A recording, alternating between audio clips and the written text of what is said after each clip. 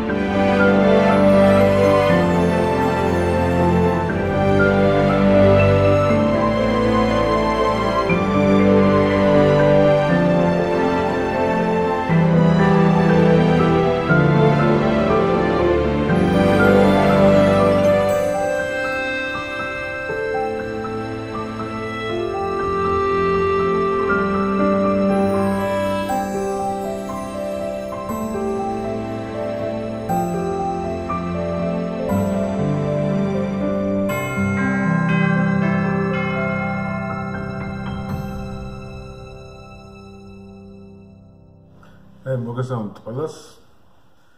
დღეს მინდა განახოთ პატარა მოკლე რევიუ ჩავატარო აი ამ კამერის. ეს არის Panasonic FZ1000. ძალიან დიდი ხანი მინდოდა ამ კამერის შეძენა და როგორც იქნა ამისრულდა ეს ოცნება, საკმაოდ მაგარი კამერაა. ამ კამერის რევიუს ალბათ მოგვიანებით შემოგთავაზებთ აუცილებლად.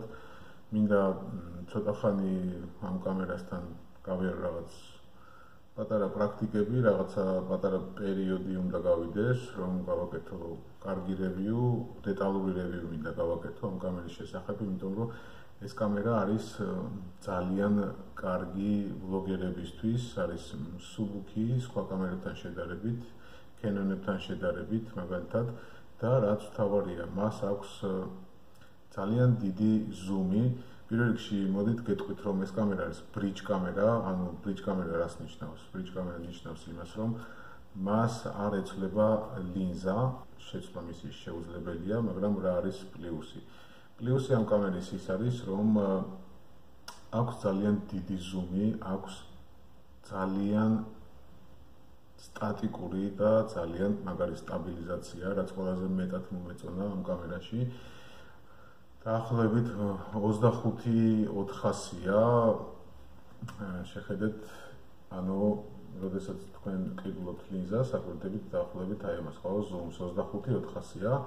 ძალიან გიჟური ზუმი აქვს ამ კამერას, ძალიან ახლოს მოაქვს, ძალიან სტაბილურია და რაც თავარია, კიდევ ერთი პლუსი, იღებს 4K-ს. 4K შეგიძლიათ გადაიღოთ ამ კამერით უპრობლემოდ და ძალიან კარგი სტაბილიზაცია აქვს 4K-ზეც. მას აქვს ესეთი ეკრანი, რომელიც ტრიალდება, აი ესე. ჩავთოთ, შეგვიძლია, ეს არის მისი ეკრანი, რომელიც ჩვეულებრივად ტრიალდება. აქვს გიროსკოპი, რომელიც გაჩვენებს ჰორიზონტალურად სწორად დგას თუ არა და კიდევ ძალიან ბევრი უამრავი ფუნქცია, რომელსაც როგორც გითხარით, რევიუში აუცილებლად ავსახავ ამ ყველაფერს და კარგ რევიუს გავაკეთებ, იმიტომ რომ ძალიან ბევრს გამოგადგებათ და ძალიან ბევრს გაუჩნდება ალბათ ამ კამერის შეძენის სურვილი. კიდევ გააჩნია Wi-Fi, შეგიძლიათ ტელეფონში ჩაწეროთ აპლიკაცია, Panasonic-ის აპლიკაცია და მის საშუალებით შეგიძლიათ მანძილიდან მართოთ ეს კამერა, როგორც ვიდეოზე, ასევე ფოტო გადაღების დროს. რაც შეეხება მეგაპიქსელებს, 21 თუ 20 მეგაპიქსელი დაახლოებით და კამერასთან ერთად, რა თქმა უნდა, შევიძინე ეს Rode-ის ვიდეო მაიკი, ანუ მისი სახელი არის ზუსტად შევხედოთ. ეს არის ვიდეო მაიკრო Rode-ის ფირმის, რომელიც არის ავსტრალიური ფირმა, ძალიან მაგარ მიკროფონებს უშვებს. ვისაც გაგებული აქვთ, ალბათ უკვე აღარ ჭირდება ამაზე ზედმეტი ინფორმაციის მიღება Rode-ის შესახებ. უმაგრესი მიკროფონია და ეს არის მიმართულებითი მიკროფონი, ახშობს გვერდით და ხმებს, რა თქმა უნდა, და იღებს ხმას მხოლოდ პირდაპირ, ანუ მიმართულებითი მიკროფონია და ძალიან მაგარია ესეც ვლოგებისთვის. საკმაოდ იაფიანი ვერსიაა, დაახლოებით $60-მდე ღირს Amazon-ზე ალბათ. Amazon.com-ზე ეს შევიძინე უბრალოდ აქ ადგილობრივად ოდნავ მეტი გამოვიდა სადღაც $68-70-მდე, არ ვიცი. და რა თქმა უნდა დავამაგრე ეს მიკროფონიც ამ კამერაზე და უკვე მზად არის ყველანაირად ჩემი კამერა ვლოგისთვის, საინტერესო ვიდეოების გადასაღებად. და კიდევ ერთი, ამ კამერას შეუძლია გადაიღოს AVC-HD ფორმატში და შეუძლია გადაიღოს MP4 ფორმატში. MP4 ფორმატში იღებს 28 მეგაბიტი, 20 მეგაბიტი, 30 კადრი წამში, 60 კადრი წამში, 50 კადრი წამში. აქვს კიდევ შენელების ფუნქცია, ანუ შეუძლია შეენელოს 120 კადრი წამით.